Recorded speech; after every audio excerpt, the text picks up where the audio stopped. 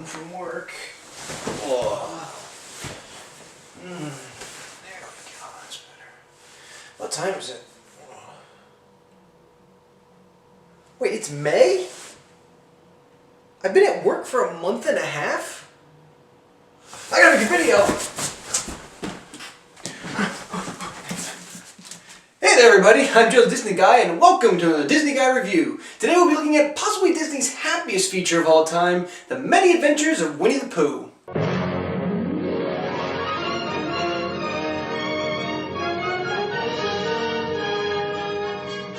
Way back in 1926, English author A.A. Milne penned a book based on his son Christopher and Christopher's stuffed animals. The most prominent of these stuffed animals was Christopher's stuffed bear, who he named Winnie the Pooh.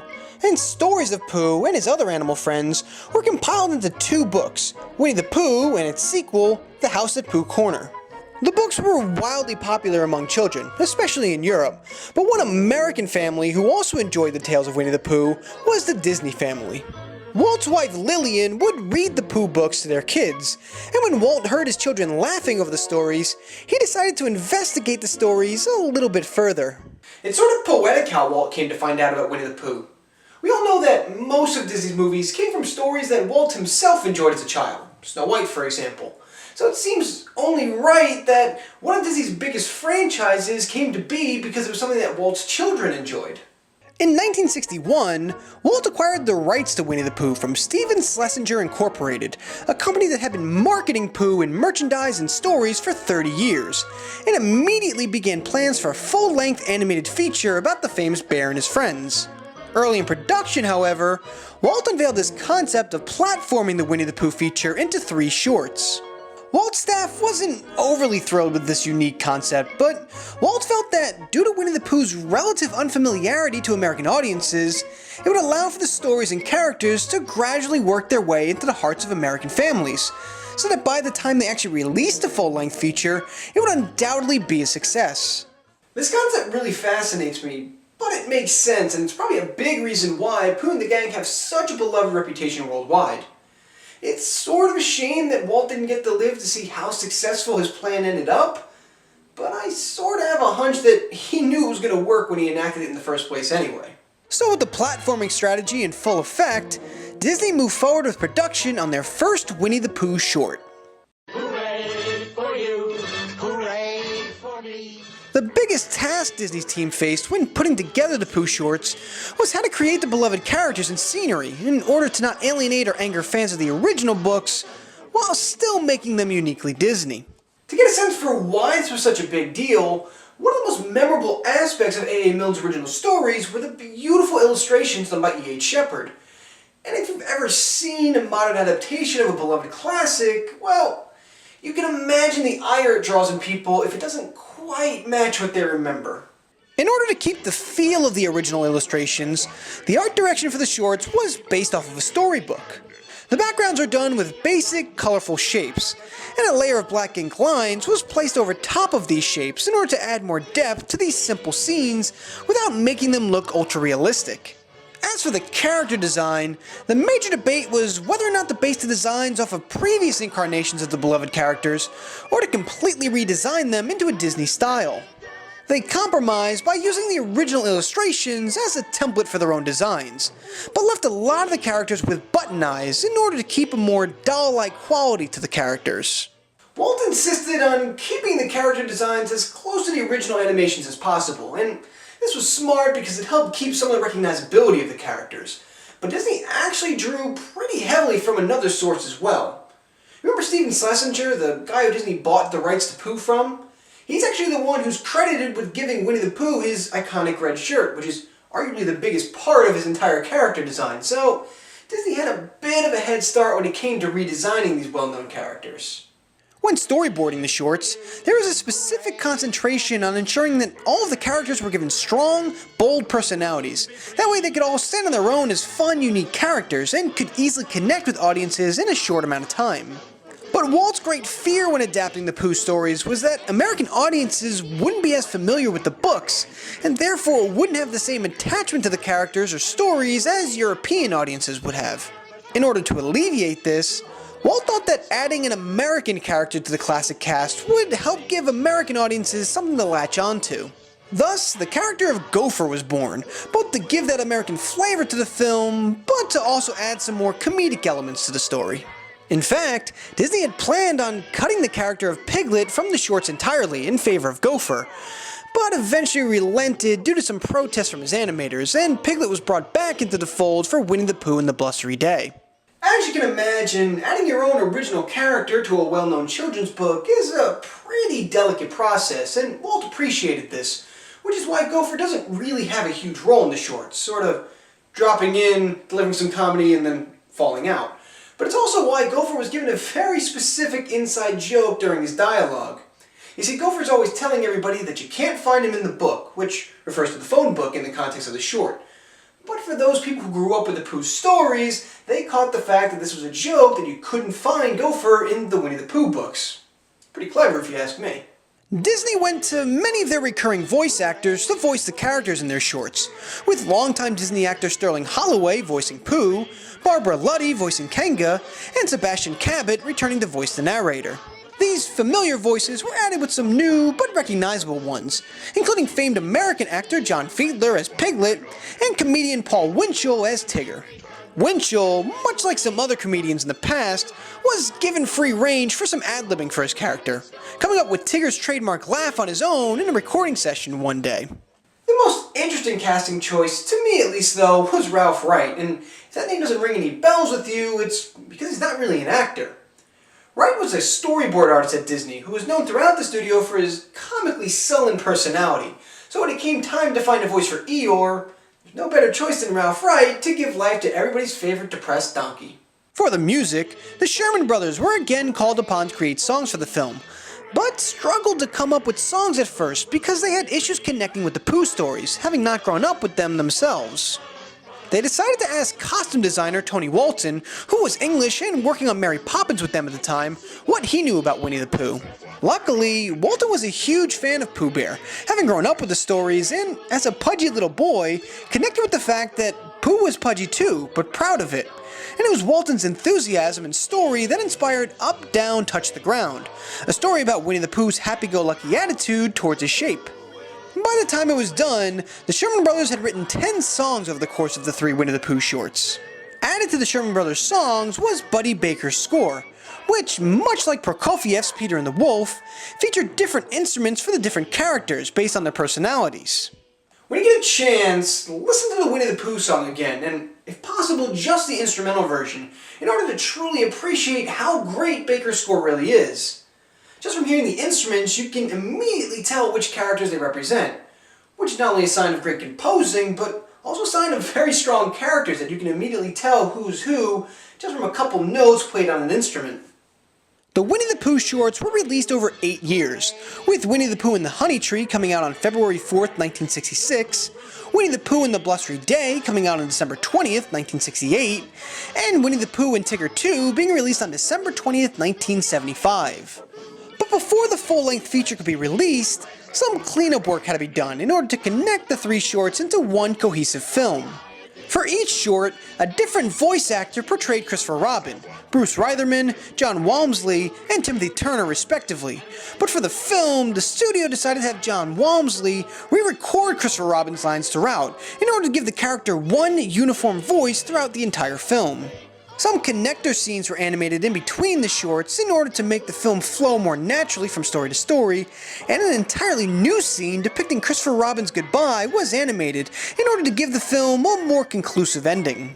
And with everything finally in place, after nearly 16 years of careful planning, The Many Adventures of Winnie the Pooh hit theaters on March 11, 1977. I did? Oh, yeah.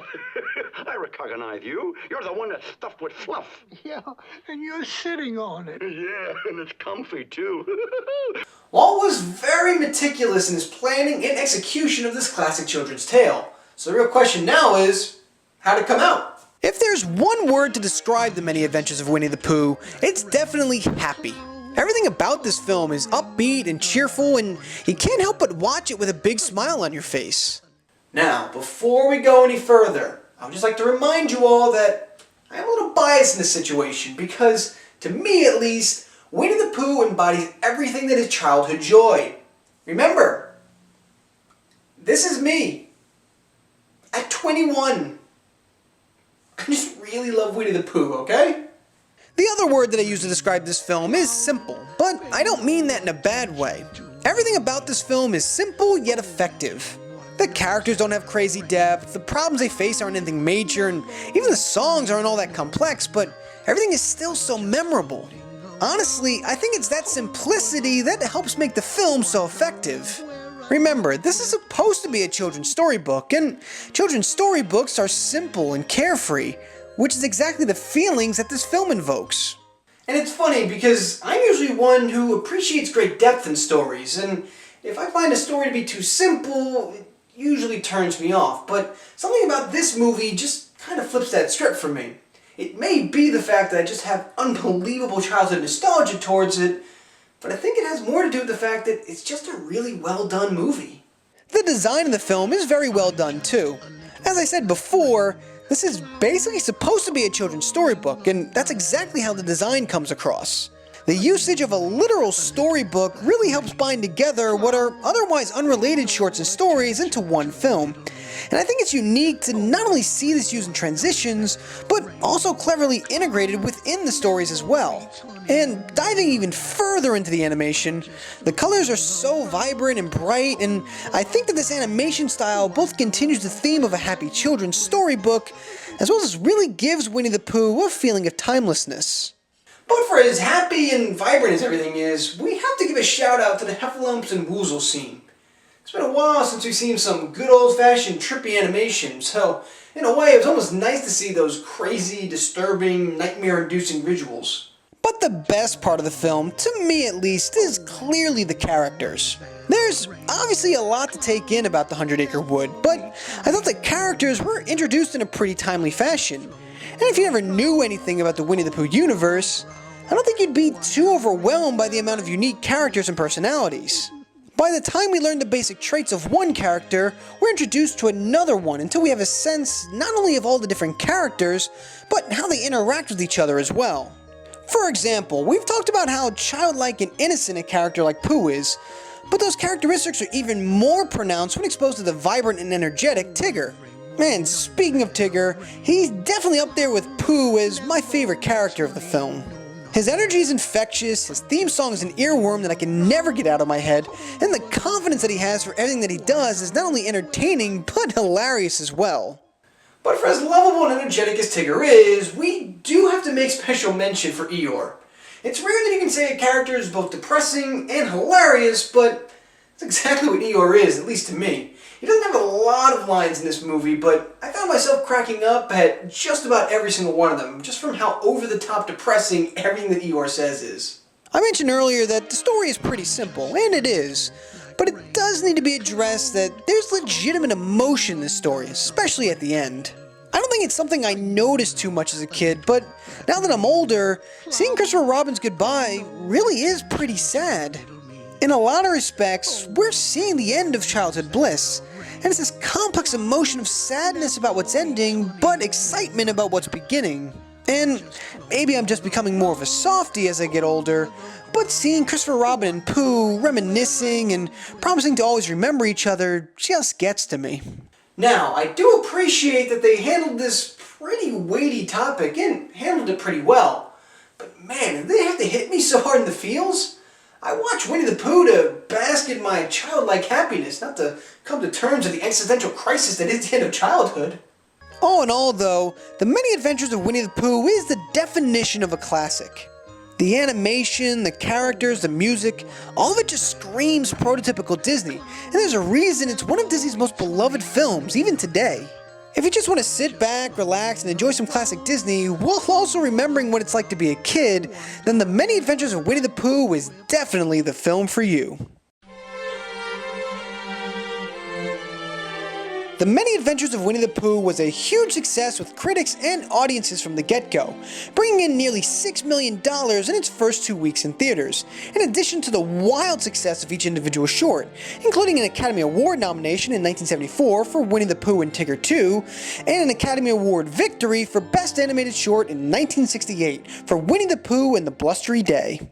In fact, the only people who didn't seem to love The Many Adventures of Winnie the Pooh were book critics who felt that Disney was destroying the original stories.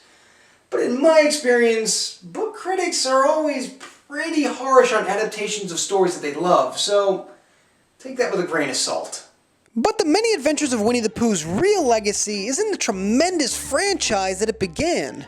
To date, Winnie the Pooh has had a dark ride as well as meet and greet characters in the Disney parks, has had 4 more theatrically released films, the Tigger movie, Piglet's Big Movie, Pooh's Heffalump movie, and Winnie the Pooh, has an upcoming live action film in development, has had 9 direct-to-video films, has had an additional 7 animated shorts, has spawned 4 TV shows, Welcome to Pooh Corner, The New Adventures of Winnie the Pooh, The Book of Pooh, and My Friends Tigger and Pooh, and has even had 10 video game adaptations, including the dastardly Winnie the Pooh's Home Run Derby. Today, Disney's Winnie the Pooh franchise is estimated to be worth around $5.5 billion, which places it as the 3rd highest grossing franchise of all time. Incidentally, the 2 other highest grossing franchises are the Disney Princesses and Star Wars, which are also both, of course, owned by Disney. But either way, it's still a ton of money for just a silly old bear. Oh, and for what it's worth, I've hit 38 home runs off Christopher Robin, so, you know, go ahead, beat me. I dare you. So, between the accolades received by the film and the countless spin-offs it's created, it goes without saying that one of Disney's most heartwarming films is also arguably its most influential as well.